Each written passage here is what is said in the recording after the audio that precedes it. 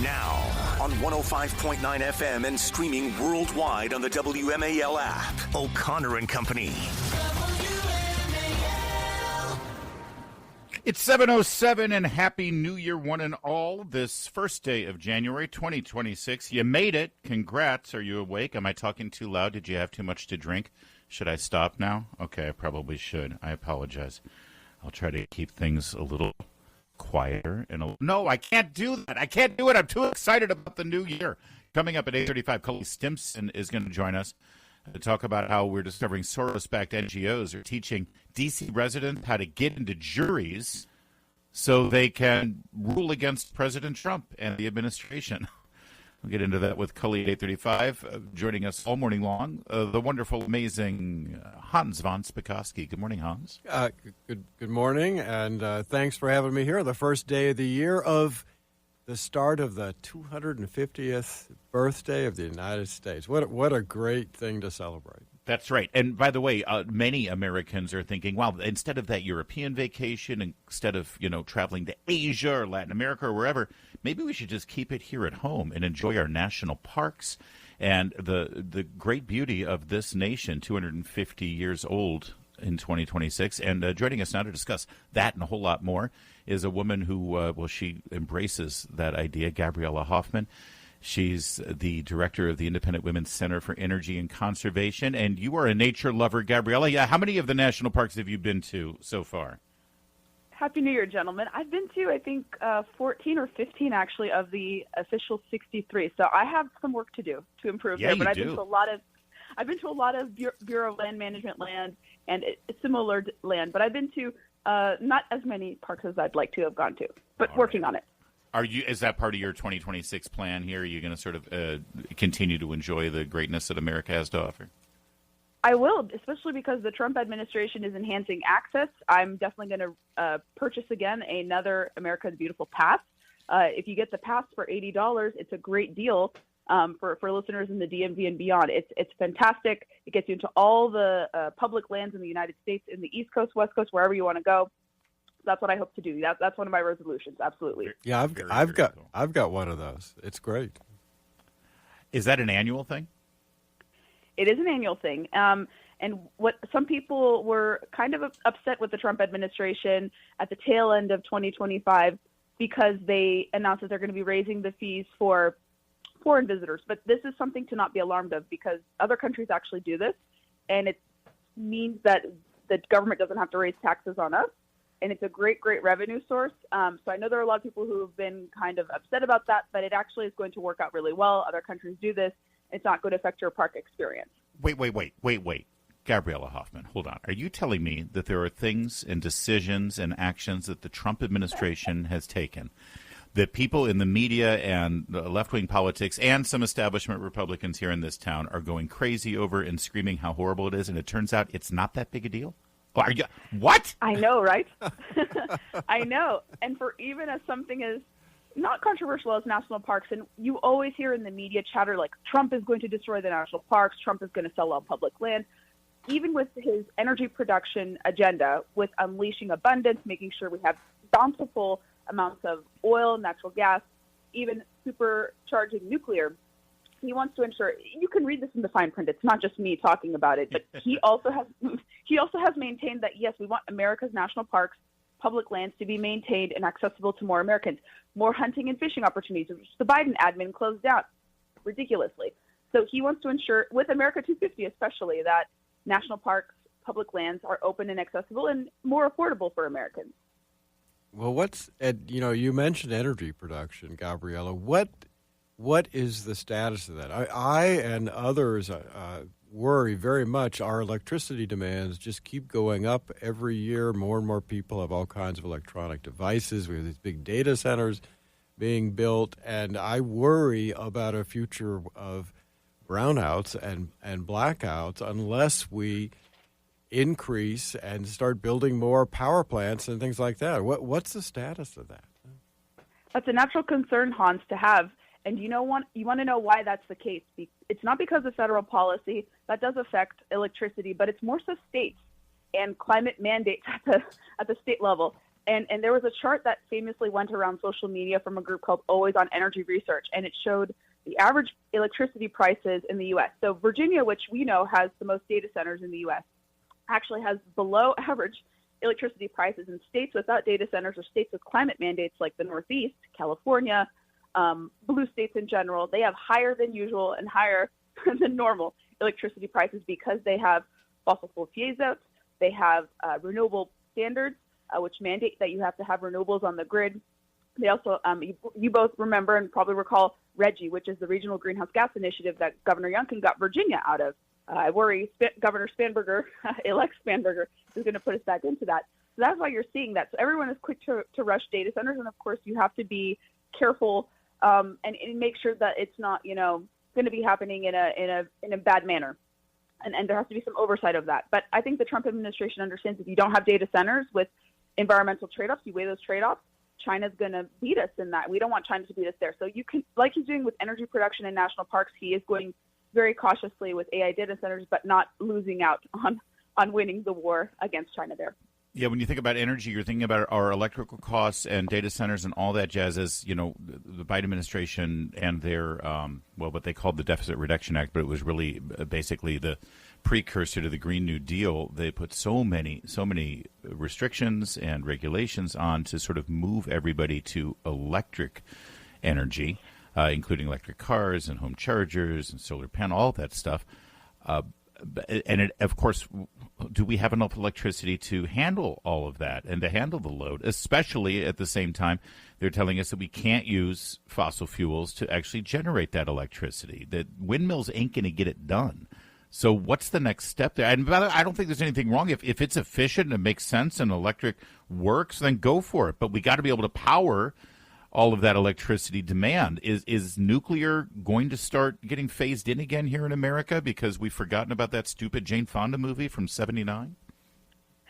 It is, and the Trump administration in year one last year with Secretary Chris Wright and the others on his National Energy Dominance Council have worked very actively to ensure that we are on track to approve new nuclear projects because of environmentalists, fear-mongering, of just misinformation.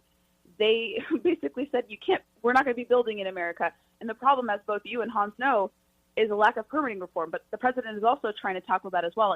It's Congress, and the Senate. The Senate is being stubborn. But I'm hoping a resolution for our center and our C4 Independent Women's Voice is that we see permitting reform on President Trump's desk. I think I'm not the only group out there who wants this, but anyone working in energy wants permitting reform, and that's going to help us with this electricity problem too. Hey, Gabriella, can you stay with us? Because this Republicans used to stand for robust exploration of gas and oil in a responsible way so that we can have cheap energy here at home. Yet at the same time, in the spirit of Teddy Roosevelt, we were great conservationists. We love our public lands. We're the outdoorsmen and outdoors women here in our society and our culture. And I'd love for Republicans to embrace both of those things again. Gabriella Hoffman sort of does. She embodies it. So we're going to keep talking to her about all this stuff in just a sec. First, though, it's 7:15, WMAL traffic and weather every 10 minutes. First on the 5s. Vania Brown's in the Hadid Carpet Cleaning Traffic Center.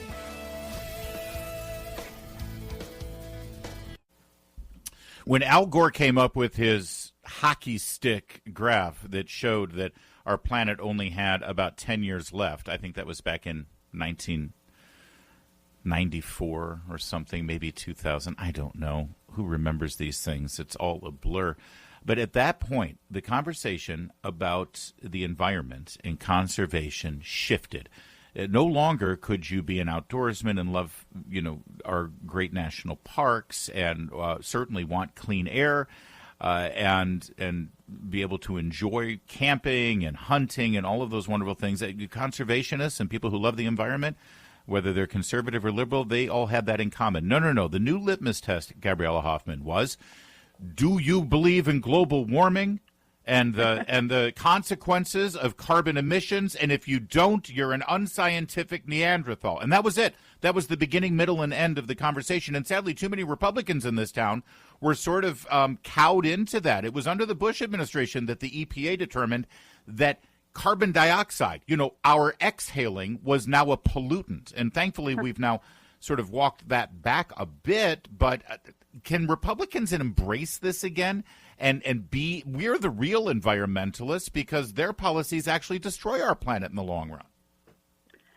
I have that same concern, Larry. And yes, there have been, of course, you can see it on the left, but you have seen that kind of flirtation with climate alarmism, sometimes on the right, less so of it now because President Trump, with his cabinet members, have actually revisited, I don't know if listeners recall this, but passed last year around the summer or announced last summer was the repeal of the 2009 endangerment finding, which basically said carbon dioxide is a pollutant, which basically was underpinning every climate decision, whether it was Al Gore's hockey stick theory to that of climate policy that made us develop less energy here in the United States and more dependent on foreign nations, which don't care about the environment. And so, yes, people are revisiting this. And this is not just the United States. Last year, and I think with the help of the Trump administration, more countries had said the Paris Climate Accord is completely useless. It's going to make me poor. And I'm not going to have reliable electricity or energy to power my country, to power my house.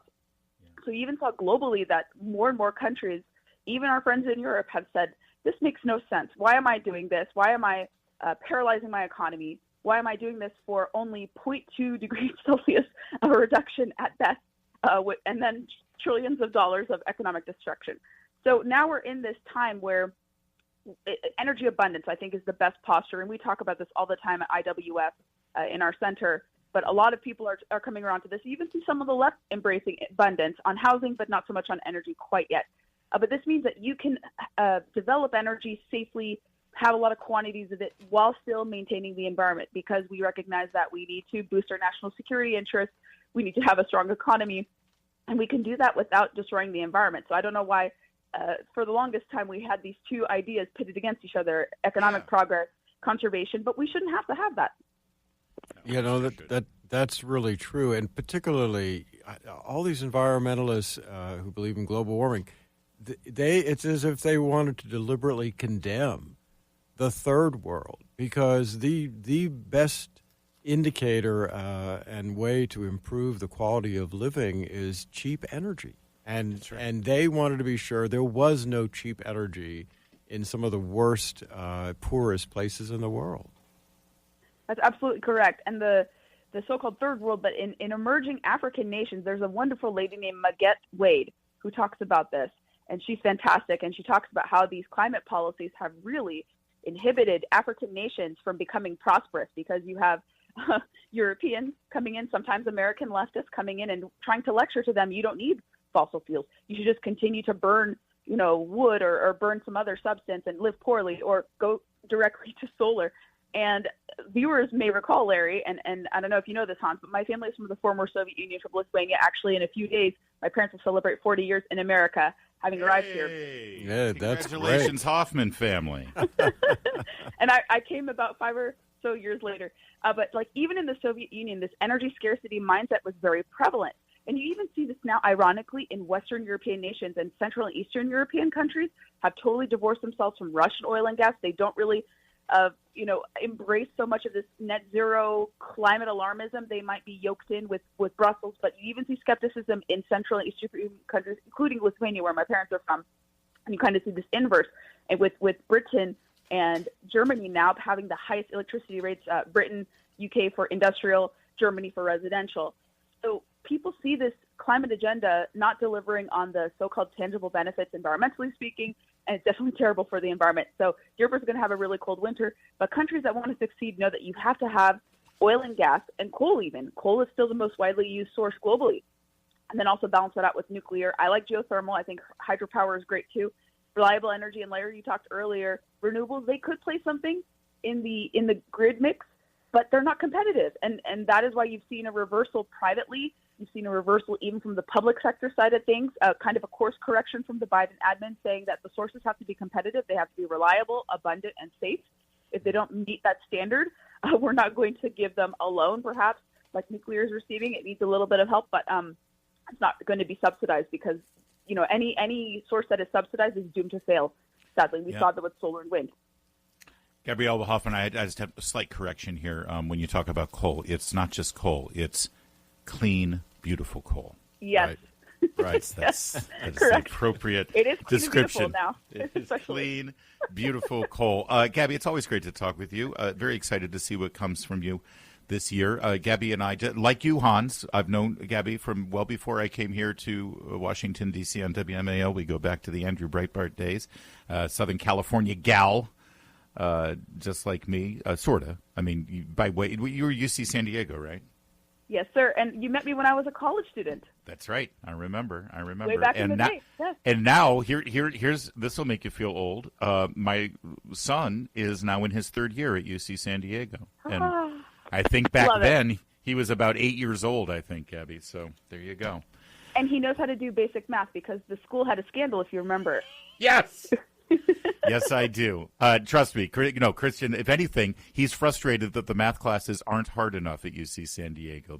Yeah, the have gone down, sadly, since I graduated. All right, Gabby, great to talk with you. Happy New Year, and we'll look for more from you, your great work that you do. Everybody, check her out, subscribe to her Substack, and follow everything she does at Independent Women's Center for Energy and Conservation. It's 7:23. All right, coming up, we're going to get back into Hans von Spakovsky's wheelhouse, talk about voter ID, voter fraud, election integrity, the SAVE Act, and some stunning numbers about how critically important not checking for voter ID is to Democrats. They really, really don't want to check to see who's voting, and we'll explain why next. Happy New Year to one and all. It's New Year's Day 2026, and we're getting you started the right way here on O'Connor & Company, as we do every morning from 5 to 9 a.m. Thanks for letting us be part of your lives and your morning routine. Coming up at 8:35, Cully Stimson will be our guest, talk about a new report now that Soros-backed NGOs here in D.C. are teaching residents how to get onto juries, specifically regarding trials where they'll be ruling against President Trump and the administration. That's all coming up.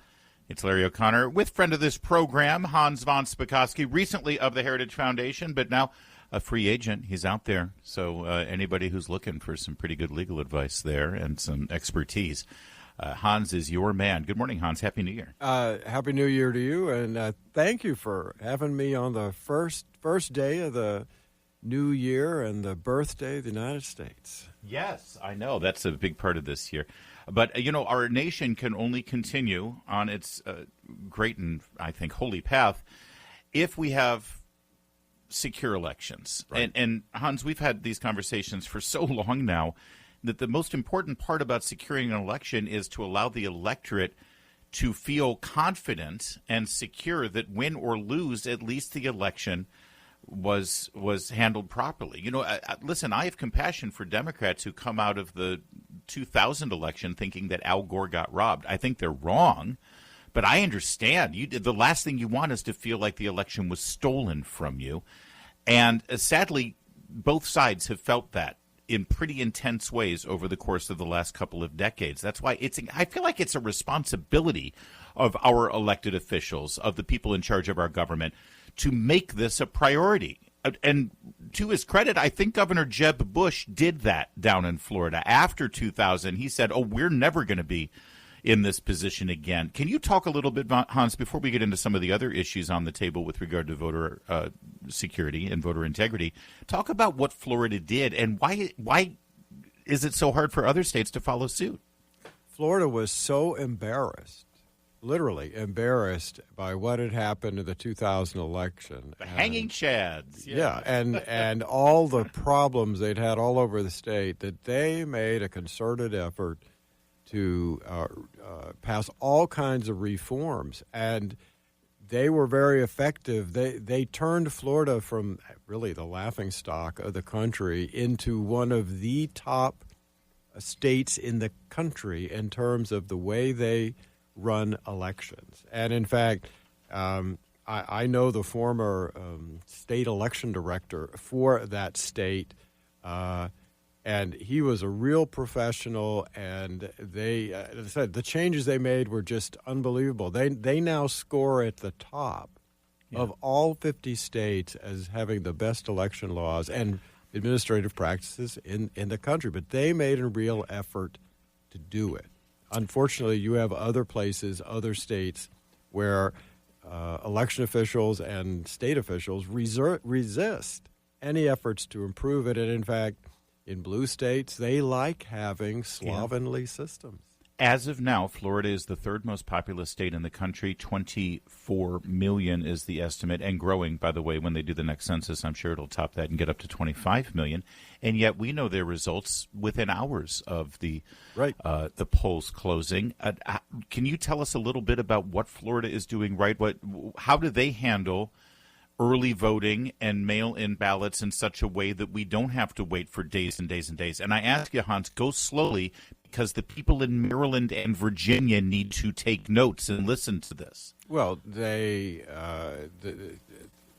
got procedures in place to make sure that, for example, absentee ballots come in on time. They don't allow them to come in for weeks after Election Day like other states. And they have a whole process for administratively handling, for example, absentee ballots as they come in, to get them ready to be counted immediately as Election Day is going on. I mean, it's just it's not one thing. It's a whole series of procedural things that they've put in to not only make things secure, but to speed them up, including, by the way, something that the left opposed with ferocity was the Governor DeSantis convincing the legislature to set up a statewide investigative and prosecuting agency to go after election fraud, something that local prosecutors were not doing, neglecting to do for whatever reasons, and that also is making a significant difference in the state. Thank you. You know, they always say, there is no voter fraud. Okay, well, we'd like an investigative unit to look into the voter fraud. Oh, no, we don't need that because there is no fraud. How do you know if it isn't investigated? How do you know that you don't have voter fraud? It's a circular argument. So here's what's striking to me. In those states where basic voter integrity protocols have been put in place, Republicans tend to win. And let's just take one basic, simple provision, ID requirements. Right. If a state requires an ID, even better, photo ID, but it's not even a photo ID that's necessary, but let's just look at the states that require a voter ID.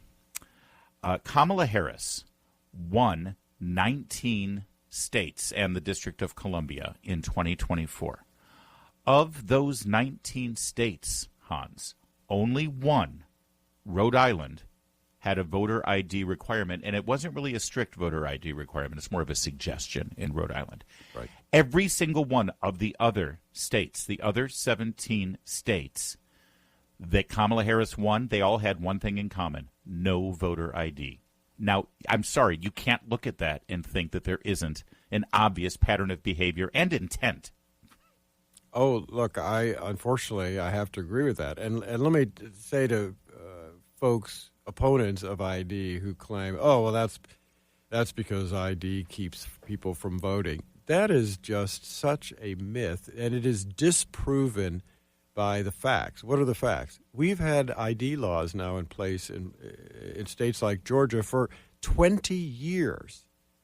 And every study that's looked at this and looked at turnout, comparing those states with states, for example, that don't have ID, have shown that not only do ID laws not keep people from voting, apparently they increase people's confidence so much that states with ID laws, they tend to have higher turnout.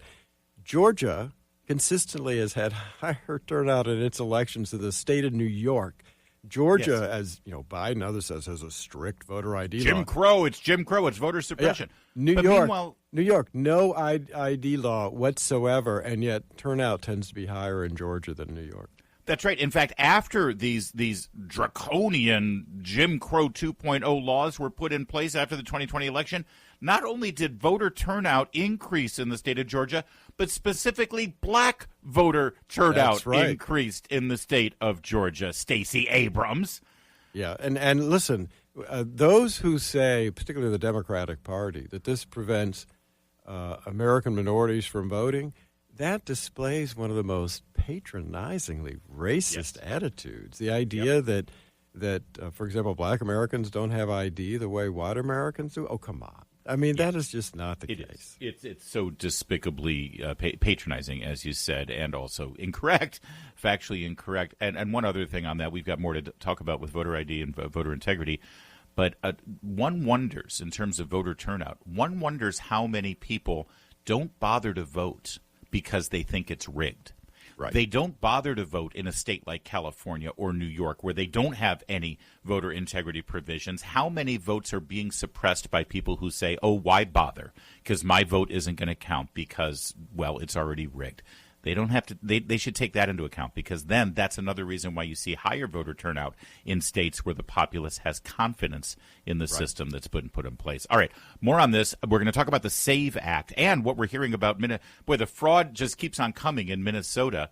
Apparently, a registered voter can just vouch for 8 people who haven't even registered to vote in Minnesota, and then they can vote on Election Day. Oh, that seems okay. We'll get to that in a moment. First, though, it's 7:45 WMAL traffic and weather every 10 minutes. First on the 5s, Vania Brown is in the Hadig Carpet Cleaning Traffic Center.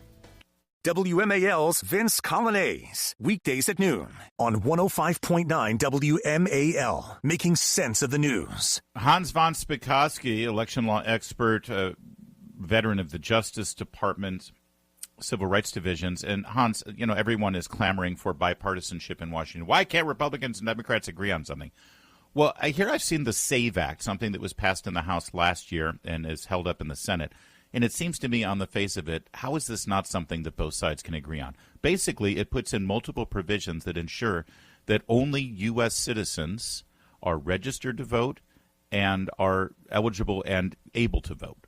Now, first of all, I thought that was already the law, right? That only U.S. citizens can vote in elections. So what's wrong with the SAVE Act? Why would the Democrats, how could they possibly with a straight face oppose a law that ensures that only U.S. citizens are voting?